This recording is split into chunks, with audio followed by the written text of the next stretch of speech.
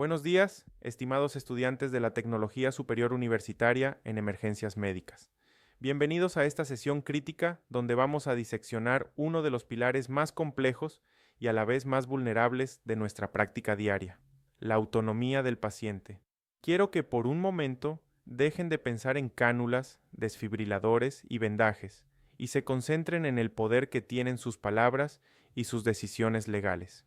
Hoy vamos a explorar cómo la bioética y la Constitución del Ecuador han transformado nuestra profesión, pasando de un modelo paternalista donde el médico era un dios, a un modelo autonomista donde el paciente es el dueño absoluto de su destino, incluso si ese destino es la muerte. Para entender la magnitud de este cambio, debemos mirar hacia atrás. Históricamente, la medicina se regía por el principio de beneficencia pura. El médico o el paramédico llegaban a la escena, veían un problema y lo solucionaban, asumiendo que sabían lo que era mejor para el paciente. Si usted tenía un infarto, yo lo llevaba al hospital, quisiera o no, porque mi deber moral era salvarle la vida. Este modelo, herencia de la tradición hipocrática, funcionó durante siglos, pero tenía un defecto fatal. Ignoraba la voluntad, los valores y los deseos del individuo. Asumía que la enfermedad anulaba la capacidad de juicio. Sin embargo, en las últimas 2 décadas, Ecuador ha vivido una revolución jurídica y epistemológica. Con la Constitución de 2008, el eje se desplazó radicalmente hacia la autonomía. ¿Qué es la autonomía para ustedes, futuros tecnólogos? No es una palabra bonita para poner en un examen, es una competencia operativa crítica. La autonomía es la capacidad inalienable de un individuo para autogobernarse, para tomar decisiones libres y racionales sobre su propio cuerpo sin coacciones externas. Escúchenme bien, este principio es el filtro de legitimidad de todo lo que hacen. Ustedes pueden realizar la intubación más perfecta de la historia, con una técnica impecable, pero si la hacen sin el consentimiento válido del paciente o en contra de su voluntad expresa, ese acto médico se transforma jurídicamente en una agresión, en un delito de lesiones. La excelencia técnica sin validación ética es ilegal. El fundamento más sólido de este cambio está en nuestra Constitución. El Ecuador se define como un Estado constitucional de derechos y justicia. Esto significa que los derechos no son poesía, son normas de aplicación directa. El artículo 66 es nuestra piedra angular. En su numeral 10 garantiza el derecho a tomar decisiones libres, responsables e informadas sobre la salud. Esto eleva la decisión del paciente a la categoría de derecho fundamental. Ya no es que nosotros le permitimos opinar, es que el Estado y ustedes como agentes de salud tienen la obligación de garantizar que esa voluntad se respete. Además, el numeral 3 del mismo artículo protege la integridad personal. Cada vez que ustedes pinchan una vena o descomprimen un tórax, están vulnerando esa integridad física. La única, y repito, la única justificación legal que evita que eso sea un crimen es el consentimiento del paciente. Ahora, aterricemos esto en la calle, en la ambulancia, donde la teoría choca con la realidad. A diferencia del hospital, donde hay comités de ética y tiempo para el café, ustedes trabajan en la urgencia, con información incompleta y en entornos hostiles. Aquí es donde los principios bioéticos entran en colisión violenta.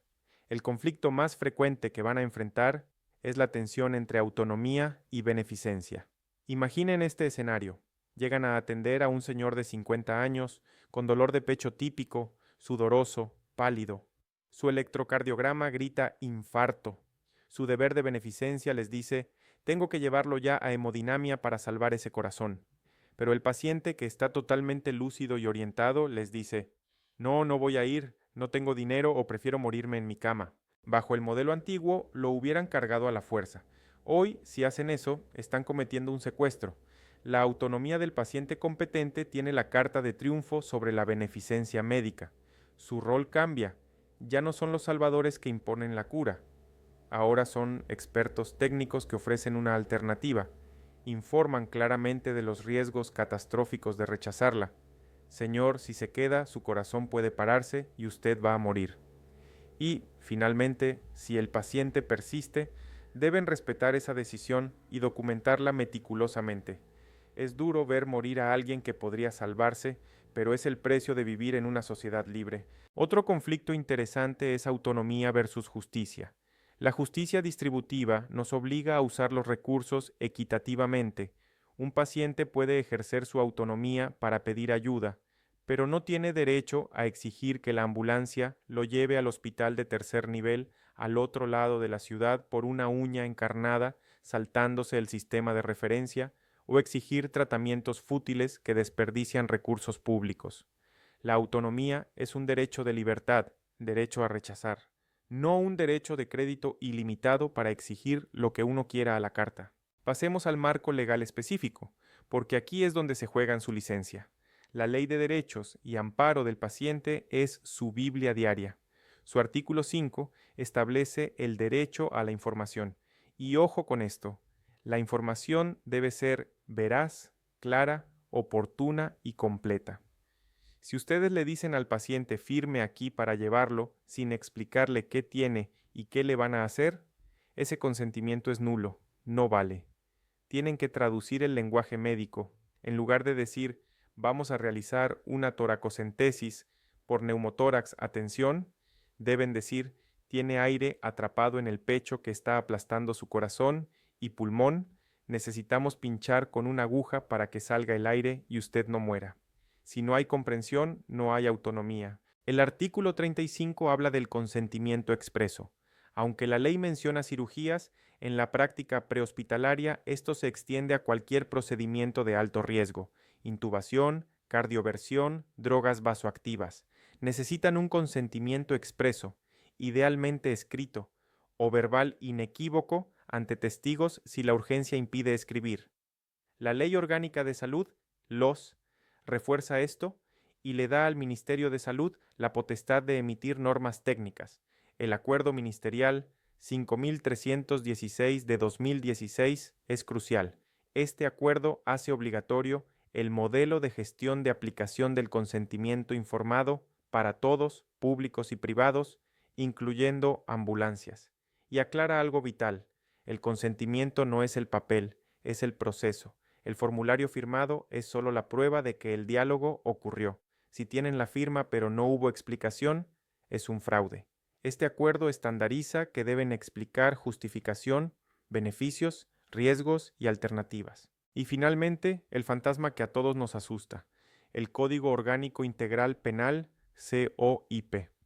El artículo 146 tipifica el homicidio culposo por mala práctica profesional. Este artículo introduce el deber objetivo de cuidado. El consentimiento informado es parte constitutiva de este deber. Actuar sin consentimiento es violar la lex artis, pero el escenario más peligroso para ustedes es la omisión. Si aceptan una negativa de traslado de un paciente que no estaba capacitado para decidir, por ejemplo, alguien hipóxico o muy borracho, y ese paciente muere en su casa, la Fiscalía puede acusarlos de homicidio culposo. Argumentarán que ustedes tenían una posición de garante y fallaron en proteger a alguien incapaz de autoprotegerse, validando una autonomía que no existía. La línea entre respetar la libertad y cometer negligencia es delgada y se traza sabiendo evaluar la capacidad, algo que veremos en detalle en la próxima clase. Para analizar un aspecto que a menudo se pasa por alto en la teoría, pero que en la calle define su calidad humana y legal, la privacidad y la confidencialidad en la era digital. Vivimos en un mundo donde la escena de la emergencia es un escenario público grabado por decenas de celulares. Cuando ustedes llegan a un accidente, no solo están luchando contra la hipoxia, están luchando contra el morbo. El deber ético de la no maleficencia aquí se traduce en proteger la dignidad de Cortina. Ustedes deben usar sábanas, el cuerpo de la ambulancia, o solicitar a la policía que haga un cerco visual para bloquear la vista de los curiosos. Pero el error crítico, y quiero ser muy enfático en esto, es el del paramédico que toma fotos de lesiones impactantes con su celular personal para supuestos fines académicos, o, peor aún, para compartir en grupos de WhatsApp. Eso viola la ley de derechos del paciente y la ley de protección de datos personales. La imagen del paciente es un dato sensible y su difusión no autorizada es un delito. Además, quiero profundizar en la gestión de la escasez y la justicia distributiva. porque esto les va a quitar el sueño si no tienen el marco ético claro. Ecuador es un país de ingresos medios y los recursos son finitos. No hay ambulancias de soporte vital avanzado para todos al mismo tiempo. En situaciones de colapso o desastre, como fue el terremoto de Pedernales, la ética cambia del enfoque deontológico de todo para cada paciente al enfoque utilitarista del mayor bien para el mayor número. La decisión ética más dura que tomarán será clasificar a un paciente como código negro o expectante en un triage start, es decir, decidir no atender a alguien que aún respira porque sus lesiones son incompatibles con la vida dada la escasez de recursos, para dedicar esa ambulancia a alguien con más probabilidades de sobrevivir. Esto requiere una formación moral sólida para entender que no es abandono, sino justicia distributiva en catástrofe. Finalmente, reflexionen sobre el propósito final de esta unidad. No buscamos formar eruditos en filosofía, sino forjar el ethos del paramédico. La sociedad ecuatoriana deposita una confianza ciega en ustedes. Permite que extraños entren a sus hogares en la madrugada y tomen decisiones de vida o muerte. Esa confianza es un activo sagrado que se sostiene sobre su integridad ética. El propósito es que internalicen que su uniforme no les otorga poder sobre los demás, sino una responsabilidad de servicio. Se busca formar un tecnólogo que defienda la dignidad humana en la cuneta de una carretera con el mismo celo profesional con el que maneja un desfibrilador, entendiendo que la excelencia técnica sin ética es una forma de barbarie eficiente. Quiero cerrar esta primera parte reflexionando sobre la burbuja legal en la que operan. Ustedes no son libres de hacer lo que quieran en la escena. Están rodeados por la Constitución, la Ley de Derechos del Paciente, la Ley Orgánica de Salud y el COIP. Cada decisión que toman, desde poner una vía hasta aceptar un rechazo, debe estar justificada en este marco. No basta con ser buenos técnicos, tienen que ser buenos bioeticistas operativos. En la siguiente hora vamos a ver cómo se traduce todo esto en el llenado del formulario 002, cómo evaluar si un paciente está cuerdo para decidir y cómo manejar situaciones especiales como los testigos de Jehová o los intentos de suicidio. Tómense un respiro, procesen esto, porque lo que viene es pura aplicación práctica.